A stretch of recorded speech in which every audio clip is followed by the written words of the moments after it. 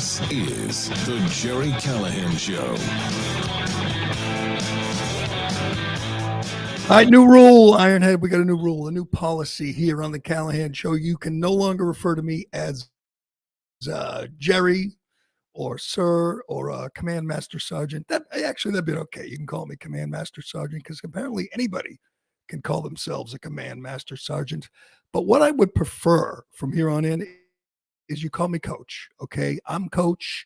We're going to go with the football theme. I'm going to be I'm proudly a leader of young men, and I'm going to use lots of really lame football analogies because I'm not sure if you're aware of this, but I coached youth football for years, 5 years to be exact, which is one fewer than Tim Walz.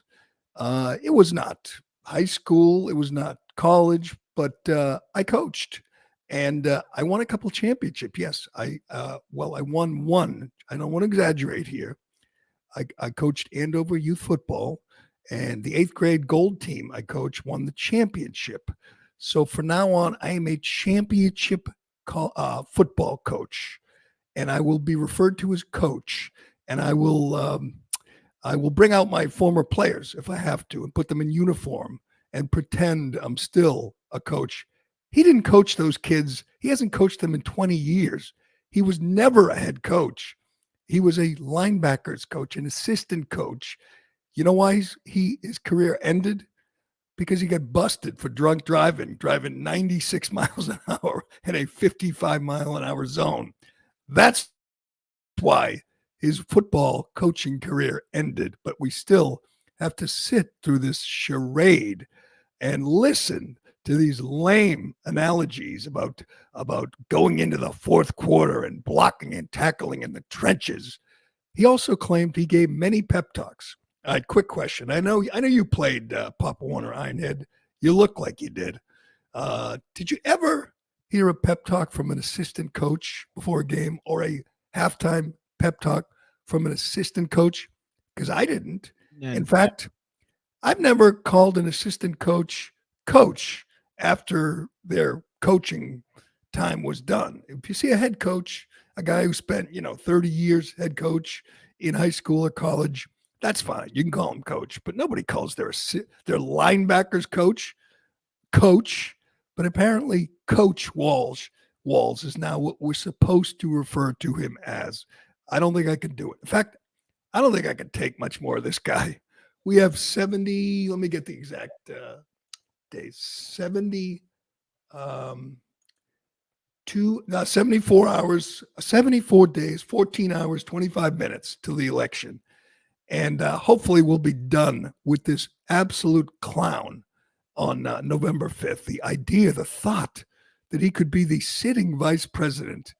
I'm sorry. I'm not ready to say I'm going to move to Canada. They're worse, but I don't think I could take any more of this guy, this clown, this actor. That's what he is. He's an actor pretending to be something he is not. He's a crazy radical. He's a liar who has stolen valor, who has lied about virtually everything on his resume, who stands before the country. He has the gall to say, mind your own business. A guy who locked his state down during COVID, who put a grandmother in jail for 60 days for daring to open her coffee shop. A guy who ordered the police to shoot people with paintball guns. This has not gotten nearly enough coverage. We played you the video, and it's just amazing. The police in Minneapolis shot citizens, taxpayers, with paintball guns because they dared to sit out on their porches on a hot summer night. That was his idea of, stopping the spread, shooting people, ordering them in their homes, or they'd get shot with paintball guns. That guy wants to tell you J.D. Vance is weird and he should just mind his own business. There is nothing. I know I've said it for 3 days. I know I've watched way too much of this convention. I watched most of it last night. It is not real. There's nothing real. These people are lying to you. It's all one big act. It's all one big parade of lies and cliches and platitudes. you could sit there, if you have, like me, seen hours of this for the last 3 days and not hear a single policy proposal, not hear a single concrete idea of what they're going to do. And the whole thing is a sleight of hand. It's all a magic act. They're telling you the sitting vice president, who's been in office for 3.5 years, is going to take office in January, day one, and change things. The same people who told you everything was wonderful, the economy was great, crime was down, the border was secure, are now telling you the woman who is serving currently as vice president is going to change all those wonderful things. She's going to fix those things that they've been telling you aren't broken for the last 3.5 years. The greatest, strongest economy in the world. But when she gets in, she's going to fix it. And I understand it's a crowd, it's an arena full of partisans. And most of them are morons, as we will show you. But how do you buy that? How do you believe this? I watched the post-convention coverage because credit to Coach Walz. He spoke last night, big keynote speech, big moment. And he spoke for only 16 minutes. I tip your cap. I tip my cap to you, Coach. That was the best thing this guy's ever done. I was expecting an hour-long rant of lies and just bullshit, but we got done. He left the stage after 16 minutes. That was a great thing. Thank you. Thank you, Coach. And then immediately, I was flipping around everybody saying how wonderful it was. Even Fox News. Oh, he did a great job. Okay, tell me what he said that he and Kamala Harris are going to do. Something honest, truly, that's going to improve your lives. It's going to fix this country. It's just I don't know. I've listed the things, the proposals, the ideas, the views of Kamala Harris and Tim Walz many times, and none of it is mentioned. If they are proud liberals, if they are proud progressives, why don't they run on their record? Why don't they run on their proposals for what they're going to do and not just say, Trump sucks, Vance is weird? Why don't they say, we're going to ban fracking, we're going to ban offshore drilling, we're going to jack the capital gains tax up to 45%. We're going to give first-time home buyers $25,000 and jack up home prices. Why don't they say she believes in the Green New Deal? I've watched three nights of this. I haven't heard the Green New Deal mentioned once. Hell, they barely mentioned climate change. The Green New Deal, she co-sponsored. She believes in it. And it costs $93 trillion and it reshapes the economy completely. It destroys the economy. And they don't mention it. Again, why? What are they afraid of? Why don't they mention she wants to give Medicare to illegal aliens? Why don't they mention she wants to abolish ICE, defund the police? She wants taxpayers to pay for sex change surgeries for prisoners. She believes in abortion in the 9th month. She believes in reparations. She promoted the bail fund for criminals during the George Floyd riots and said they won't stop and they shouldn't stop. She believes in drag queen story hour, porn in elementary schools. She wants you to stop using the term Islamic terrorism and illegal alien. She wants to expand and pack the Supreme Court. She believes in EV mandates. She wants Zarniev to vote. These are real ideas. These are real viewpoints of Kamala Harris and Tim Walz, and they don't mention it. Not never. All they do is say, "Joy. We're gonna be joyful. We're gonna be happy warriors." And they bring out people like Oprah to scream joy, joy. Do you have that cut from Oprah? It is amazing that Oprah is somehow viewed as a powerful, dignified, smart voice for these people. She talks about how she's been a victim of racism and sexism. She talks about income inequality. That's what she did last night. Oprah is worth almost $3 billion. The country adores her. She's an example of an instance of racism. I mean, you can't sit there, be Oprah and say, I'm a victim of racism? Really? That's your pitch? And then scream joy? Go ahead, play it. Let us choose honor and let us choose joy.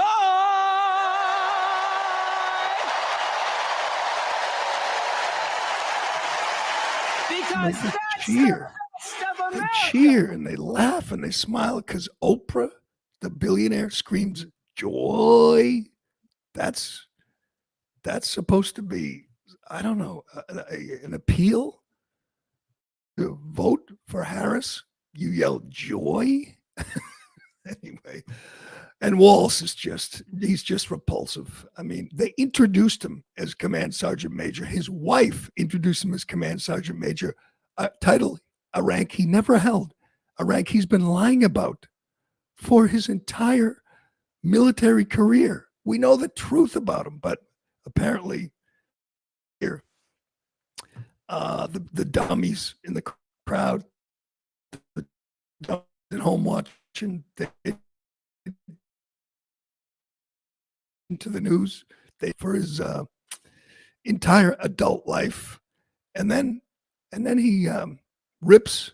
This was a bizarre moment, and he just does the same thing he's been doing for a couple of weeks now, telling people to mind their own business.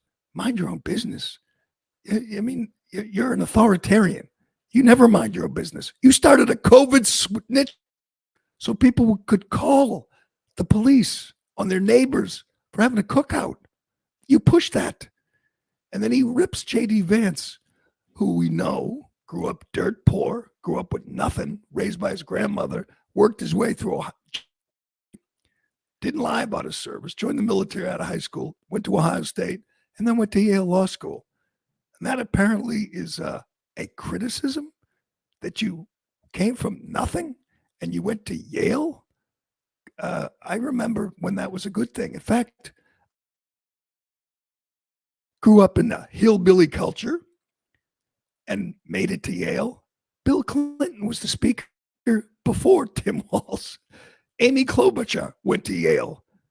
She was a couple of speakers before him.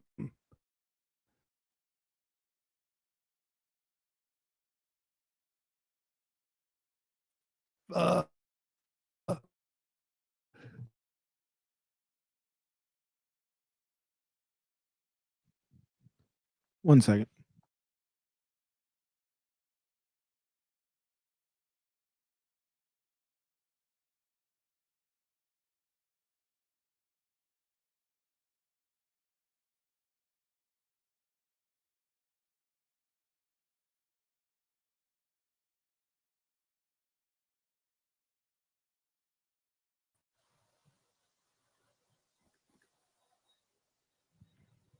You froze on me there at the end.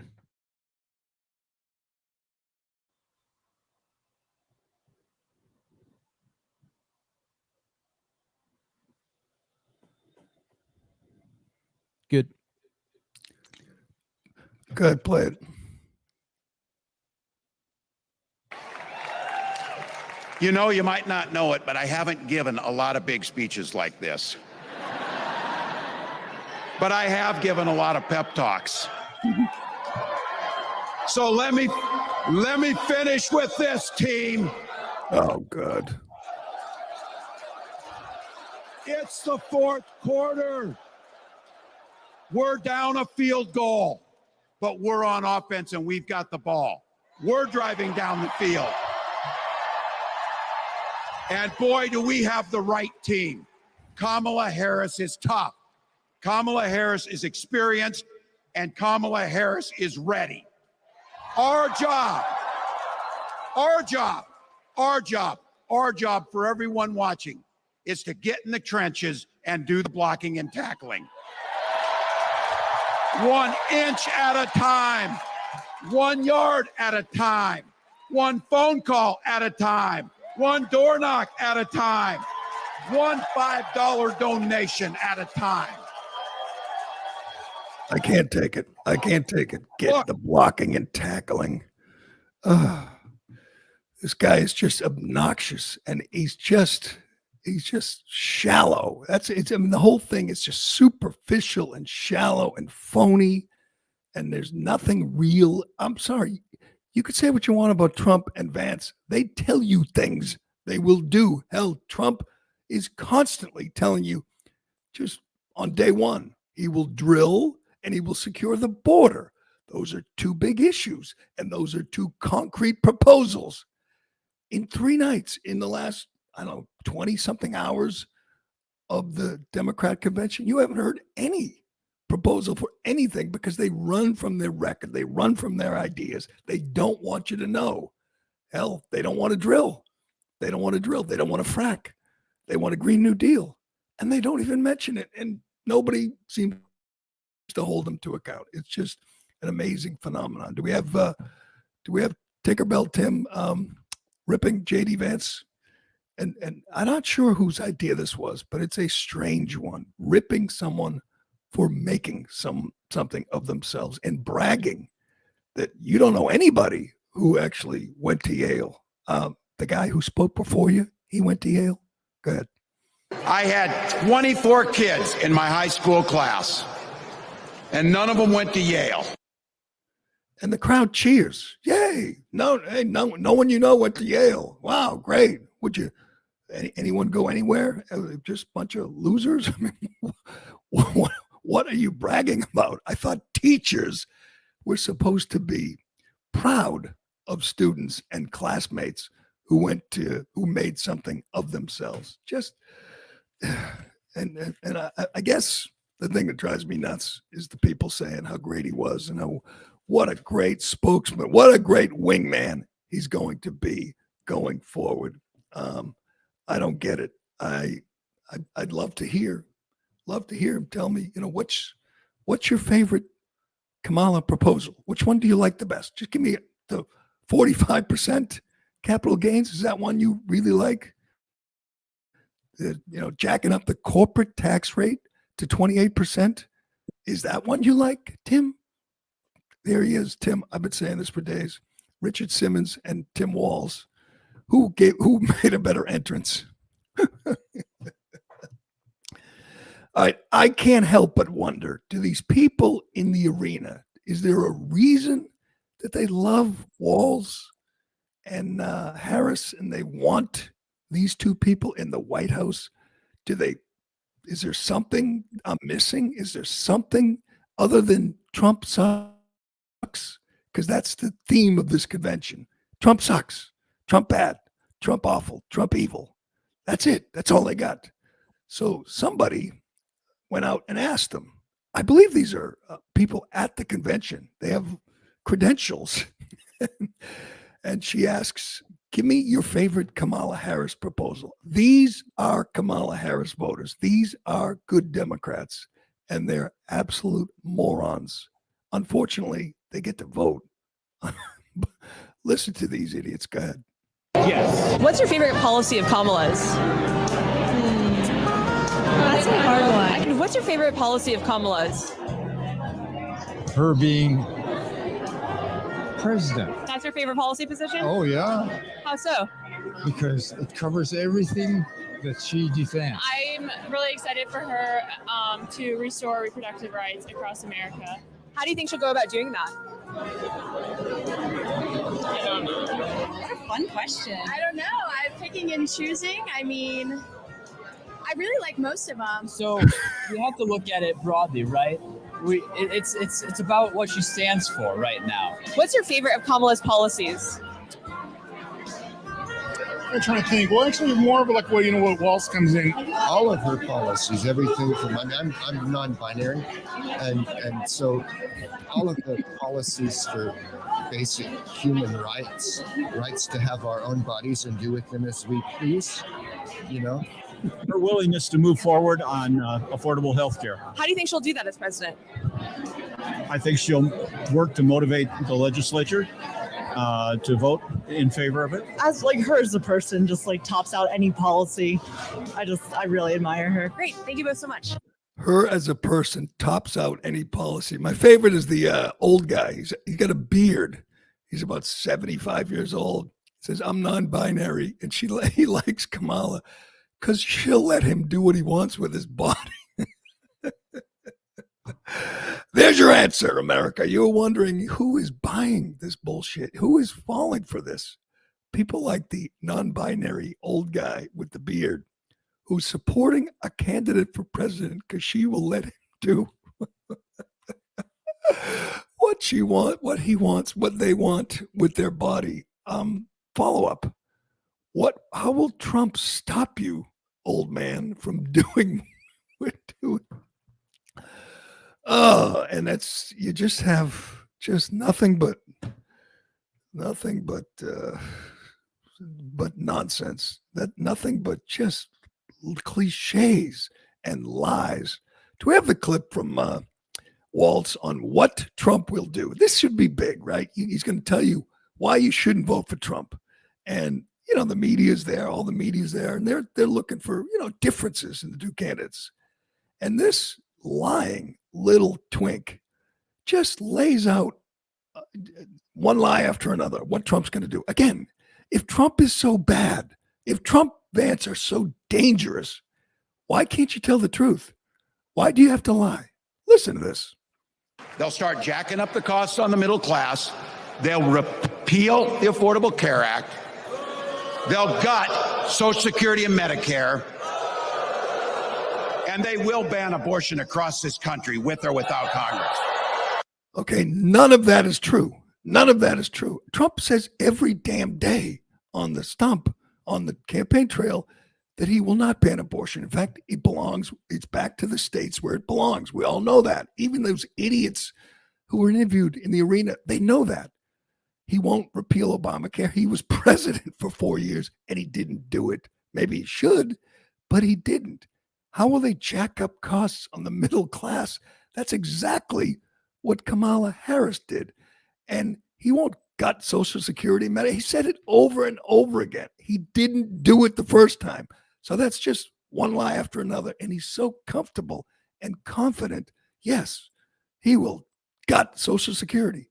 Why didn't he do that his first term? And what evidence do you have that he'll do it again? And the media just sits and says, he's just wonderful. Isn't he great? Isn't that awesome? The fact checkers say, oh, true. What he said is true. CNN will go to Daniel Dale and he'll say, yeah, he said that. Yep. And then he talks about freedom. Freedom? What freedom is there in Minnesota? This guy signed legislation where you lose your custody of your child if you don't affirm their gender identity. How is that freedom? How is locking people down, jailing people? You have freedom if you're a rioter, an anarchist, an Antifa guy, a BLM guy, and you want to burn someone's auto parts store. They have freedom. Not a lot of freedom for your average schmuck in the street. But he was the big speaker last night, and he was no different from all the rest. Just one cliche after another, running from their record, running from their extremism. I'll tell you what, though, I'm glad he's on the ticket. I'm glad that the Democrat Party is so anti-Semitic because Josh Shapiro spoke before him, and he's a much better speaker and a better candidate. I mean, he's an extreme left-wing nut also, and he was lying about the Trump administration, but he's Jewish, and they can't have a Jew on the ticket. So you end up with Tim Walz, this fraud, this liar, this phony, and that's a good thing for the Trump campaign because Shapiro would be much better in a debate against Vance. This guy, not so much. I'm looking forward to that. October 1st, Vance went on TV immediately. He did 5 interviews after this night of the convention. That is 5 more that Kamala Harris has done since she was anointed the candidate. All right, we got more to get to. I want to get to the poet. They had a poet, and she made more sense than Oprah, but it was uncomfortable to watch. And my new favorite commentator, Scott Jennings on CNN, just lays it out. and the people on CNN are not happy. This guy he's not going to last. They must hate him at CNN because he's telling the truth. And we'll get to that. And the latest on RFK teaming up with Donald Trump. This is going to be interesting. Excuse me.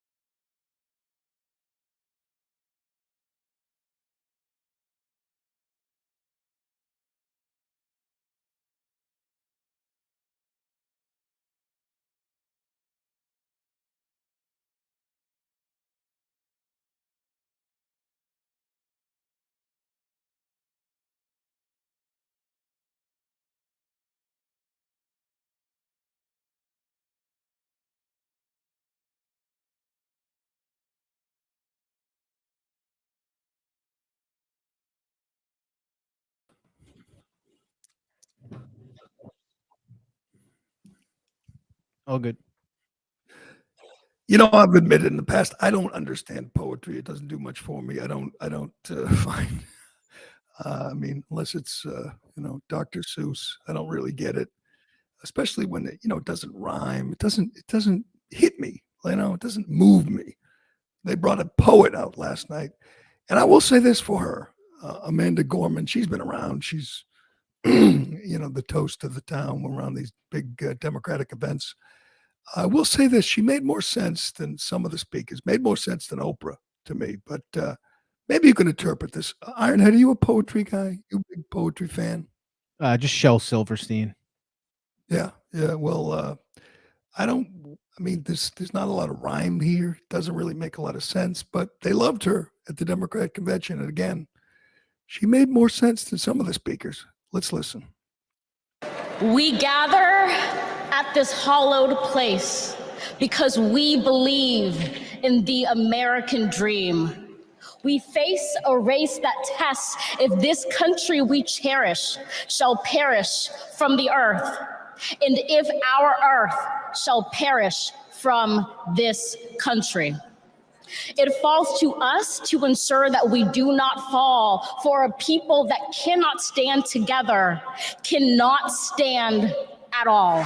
We redeem this sacred scene, ready for our journey from it. Together, we must birth this early republic and achieve an unearthly summit. Let us not just believe in the American dream. Let us be worthy of it. What is that? If this were, just picture if this was some old, bald, white guy at the Republican convention and he read those exact same words, do you think he might get mocked on, late night comedy shows? You think social media might make fun of him a little bit, but we're supposed to think that makes some sense, that's somehow profound and deep and insightful. God, that is just awful. But again, in her defense, it was no worse than Bill Clinton, who, by the way, ain't looking so good. Not sounding, far be it from me to make fun of someone's voice, but I don't think Bill's got a whole lot of, got many more conventions in him. That's what living with Hillary for 50 years will do to you. He was not looking so good. But so after the convention, all the media was just fawning over Tim Walz and how amazing he was, and just how funny and how charismatic, and I was going to be great for the ticket. On CNN, this guy Scott Jennings, who's their resident, conservative, and usually when you get an alleged conservative, like they have some of these on MSNBC, like Alyssa Farrow or whatever her name is, or Michael Steele, they're total phonies. They hate the Republicans. They hate Trump. This guy brings it, man. He's sitting there with a panel of Harris voters, Anderson Cooper and Van Jones and David Axelrod, all these hardcore Democrats, and he never holds back. He summed this up perfectly, in my opinion. He just points out that it's a whole lot of nothing. They don't give you any actual proposals, actual ideas. It's just all like the poet. It's just all just cotton candy. That's all it is, and the crowd loves it. Listen to Scott Jennings. Tonight said anything. Nobody tonight said a damn thing. They want you to vote for a ticket based on absolutely no concrete idea about what they would do once they get in office. You said he got more progressive when he got elected governor. So you're saying every time he gets another office, he gets more and more progressive. I think that's exactly what would happen. Tonight, you did hear people say, well, we may not agree with them on everything, but at least it'll be joyful as they tax us into oblivion. I think the idea that you could run an entire presidential campaign based on the idea of vote for me to find out what's in it. Wait a minute, Scott, terrify every American. Scott, you're. Wait, Scott, no, he's joyful. He smiles. He dances. He coached football. Come on, Scott. Forget the fact that she wants a 45% capital gain tax. Forget the fact that she wants to jack up the corporate tax, destroying the economy. Forget all that. Didn't you feel the joy, the love in the room? Don't you know that she's going to let non-binary elderly men control their own bodies?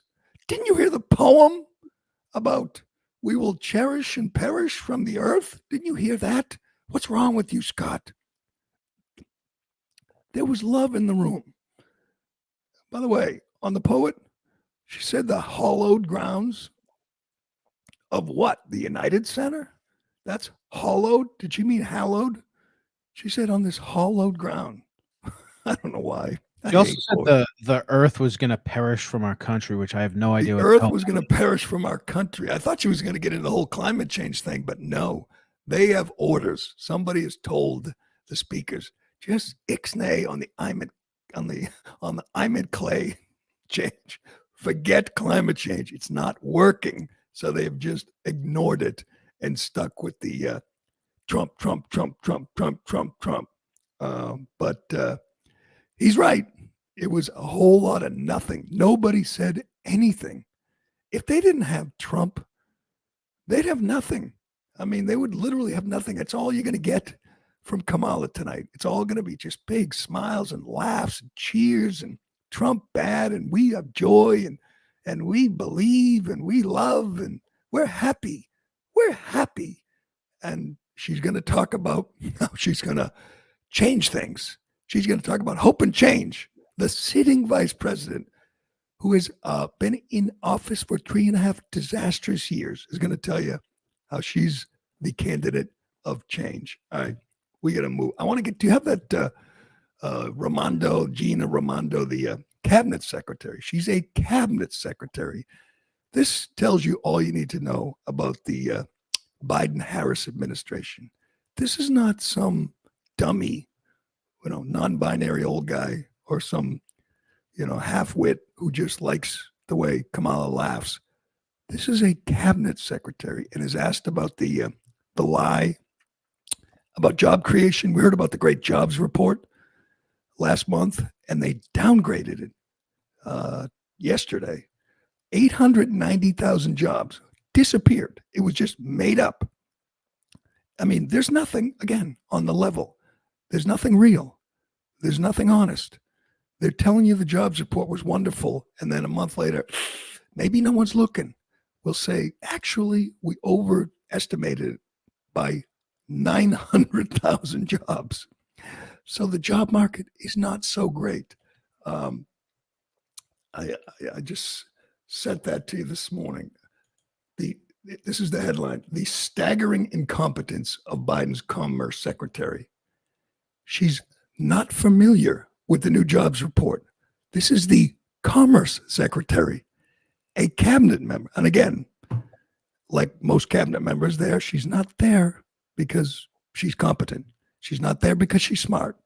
She was asked on, is this CNN? She's asked on CNN about it and said, ABC. I have no idea what you're talking about. While they're trying to tell you that they want 4 more years. Watch this. When you hear that, do you potentially think that this new numbers could be a liability for this campaign? No, when I hear that, first of all, I don't believe it because I've never heard Donald Trump say anything truthful. It is, though, from the Bureau of Labor. I'm not familiar with that.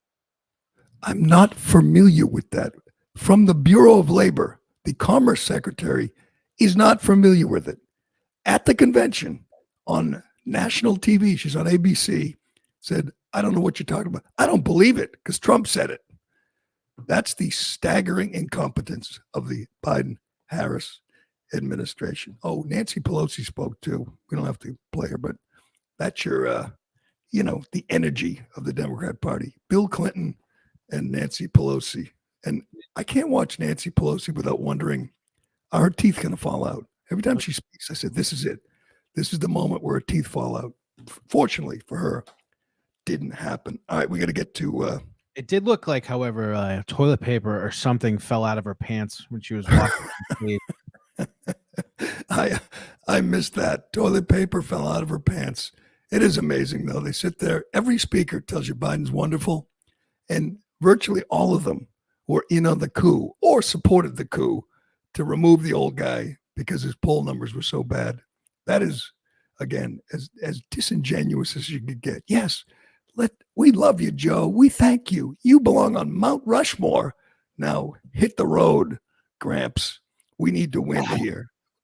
And we need to protect democracy by anointing a woman who received no votes and won no primaries and was a disaster when she ran on her own 4 years ago. Yeah, can you imagine cheering for this corrupt old 84-year-old hag? Yeah, she's our girl. Where's the dog? There it is. Oh my God. Something fell out. Where did it come from? Out of her pants? Out of her coat? I don't know what it is. Watch. Where's the coat? Oh, it comes out of her pant leg. Oh God. Gross. I don't need to see that. All right, we got to get to this RFK thing because this is going to be big. I do think they should do it today, but they're going to do it tomorrow. We'll tell you about that. And I got some questions. There's a new committee investigating the Trump assassination attempt. It's got no coverage. No one's talking about it for obvious reasons, but it is really alarming. Oh, you want to do the the media reaction? Do we have time to do the media reaction to Oprah, to Michelle? To Moochell speech, which was terrible, by the way. It's just, again, all cliches from this billionaire talking about how she's railing against the idle rich and people who take more than they need. This woman with 4 mansions, 3 of them oceanfront mansions. The woman who flies everywhere on a private jet, including to Germany, to deliver one speech for $750,000. The media just adores her, and they wish she were on the ticket. Watch this.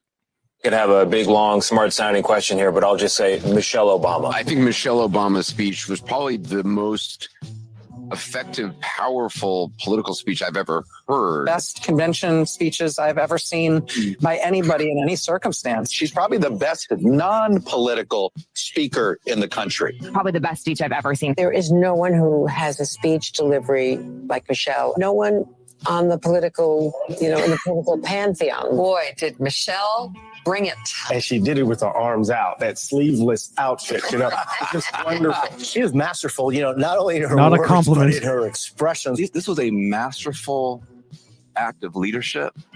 It was a sacred task. It was like an oasis. I didn't realize I had been in a spiritual desert. As a white man, that was just so powerful. Man, she has got some skills. I am surprised we still have a roof over our head. She blew the roof off of this arena last night. In that moment when you left your body. As a piece of political communication, I'm not sure. I can't think that I've seen anyone do it better than I saw her do it last night. She is beyond politics. She always seems to transcend politics. She's not a politician. Cultural figure. She transcends politics. This was a cultural moment. Subtle, deep, thought-provoking, surprising, unusual, perfectly delivered, stunning speech. Michelle LaVaughn Robinson Obama from the south side of Chicago, honey, was on that stage tonight. And yes, she preached. Michelle Obama preached tonight. She gave a sermon to this country. She gave instructions and things that needed to be done. Vulnerability in a way that makes you see one another as human beings. Put it up there with Barack Obama's 2004 speech or Reagan's 1980 speech, Ted Kennedy's speech. Not one of them, not one mentioned substance. Says, you know what? That was a good idea she proposed. That was a good, it's just a sermon. It's a spiritual moment. People are disgusting. All right. Speaking of disgusting, Democrats did everything they could to destroy RFK. And they're going to live to regret it because he's going to get his revenge tomorrow. And I'm looking forward to it. Excuse me. This is going to be big. I understand tonight. These same people are just going to say how wonderful Kamala was and how she knocked it out of the park. And, do we still have a roof on this building? Because she blew the roof off. Those are news, not all of them, but many of them were anchors and alleged news people just getting a thrill up their leg because a former first lady read a script off a teleprompter.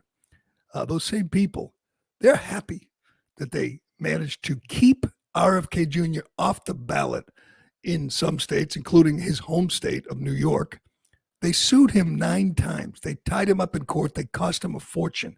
They didn't allow him in the Democrat primary, wasn't allowed to challenge Joe Biden, even though Joe Biden was clearly incompetent, as they showed when they ousted him in July. So RFK, and we've talked about him many times, he's an interesting guy. He's a smart guy. He's a Kennedy, but the Kennedy family hates him, which to me is a badge of honor. He has some real ideas. He sits down for interviews without a script. He answers questions. He talks about real hard issues. He wants to close the border. He wants to end the war in Ukraine. He's against censorship, which is all goes against the popular view in the Democrat Party. He doesn't want to be censored. He was censored. He was the first guy Biden-Harris censored. They got inaugurated, and 13 hours later, he was kicked off social media. They made it a priority. And you're wondering, is that a smart strategy to try to destroy the man who has a following? I know his numbers have fallen. He's polling at about 3%, some states more than others. But the last election was decided by 45,000 votes, 10,000 votes in Arizona, 12,000 in Georgia. There's a very small margin of error here. And Kennedy could make a difference because tomorrow he's going to endorse Donald Trump. And you're wondering, he's attacked Trump. He's criticized Trump repeatedly. He doesn't love Trump, but he hates Biden. This is revenge, and I love revenge. And what's going to happen tomorrow is the result of their nonstop effort to thwart democracy, to not give Democrats a choice. He wanted to run as a Democrat. He's been a Democrat his whole life, but they wouldn't let him. They did everything. An army of lawyers tried to stop him, tried to prevent voters from having a choice. and he's reached the end of his rope. He knows he can't win. He couldn't get on the debate stage. Couldn't get on the ballot. So he's going to throw his support behind Trump, and he's going to explain why, because he's not afraid to take questions. He's not afraid to explain why Harris is so dangerous for this country, why she supports censorship and an open border and endless wars. I think this is going to be big, and both guys are in Phoenix tomorrow. He's going to make his big announcement in Phoenix. Trump's going to be there. And again, it doesn't make a huge difference, but it makes a difference. I mean, the polls are essentially tied.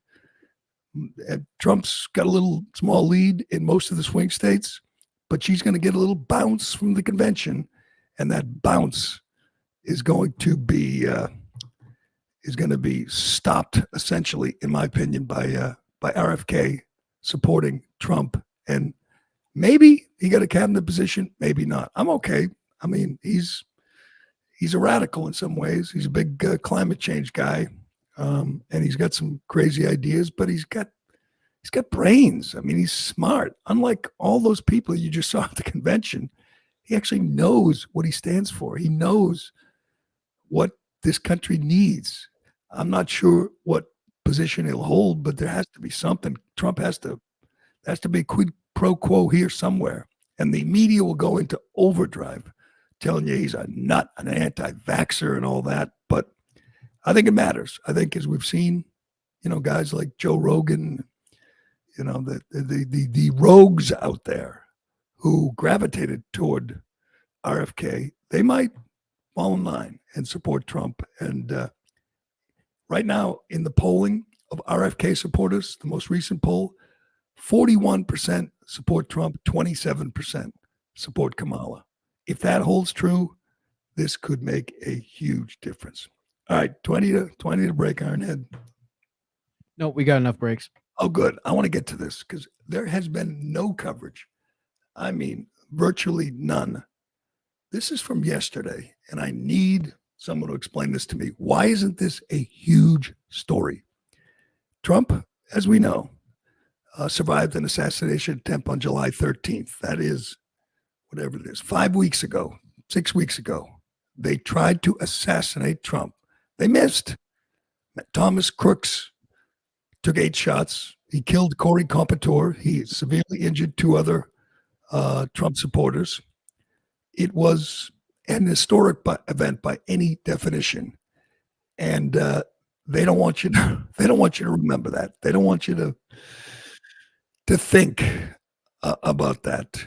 The guy they tried to, they indicted, they arrested, they sued, they tried to put in prison. They're going to try to put him in prison again in September. That guy almost lost his life 5 weeks ago. This is from, what do we got? Yesterday, from Newsmax.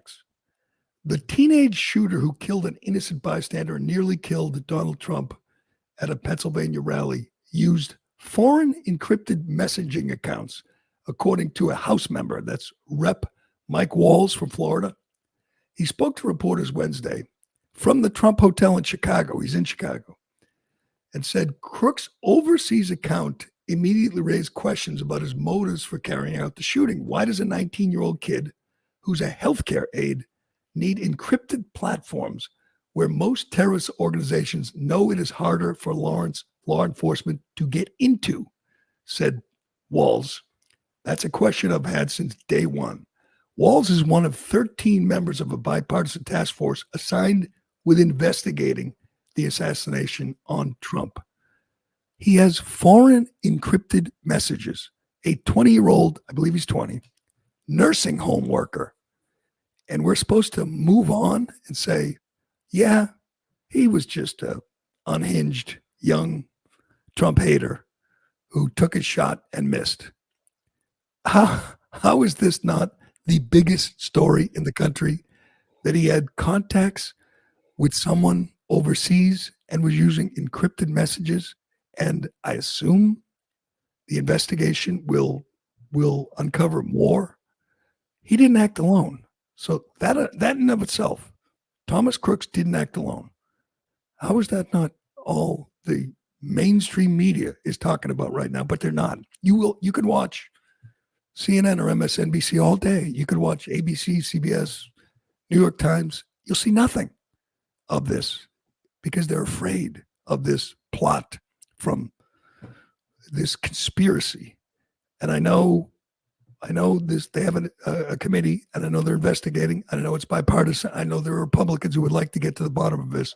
It'd be nice to know who is behind the attempt on Donald Trump's life. I don't know. Maybe it's me. I'm a curious guy. I'm a news junkie, but we will hopefully find out more. And there's no way, no honest person believes this young punk acted alone. And someday, maybe, hopefully, we'll find out who he was working with. All right. That'll do it for today. I'm not sure about tomorrow, Iron. And I know Kamala Harris is speaking tonight. I wish I could be here. I lost my sister. I will be burying my sister Denise, who passed away the other day. It was it's a sad day in the Callahan household. She was a wonderful person. She was a special needs teacher in Boston for 30 years. She was an autism specialist. She made many, many lives better. The world needs more people like Dee Dee. That's what we called her, Dee Dee Callahan. She was just the nicest person you'd ever meet. Life is cruel. George Soros is 94 years old, healthy as a horse. Nancy Pelosi, 84, still out there, kicking presidential candidates out of the race. And my sister is no longer with us. She was a big reader, and she like me. She liked to follow the news. And she loved coffee. She loved crossword puzzles and trivia, and she loved Will Cain. He was her favorite. I was her second favorite. Will Cain was her favorite, but she has one daughter, lots of nieces and nephews, and we will all be there to say goodbye to Denise Dee Dee Callahan tomorrow. Thank you for your condolences. I got many, many messages on Twitter and here on the chat line. Thank you, Mark. Thank you, John. I appreciate it. But that'll do it for today and for this week. Thanks, Ironhead. Thank you to all. Thanks, everybody. Thank you, Buzz. Prayers. Yeah, we could use the prayers. We could use them. Her daughter could certainly use them. But thanks a lot. Thanks, Ironhead. I'm Jerry Callahan. This is the Callahan Show, and we will do it again.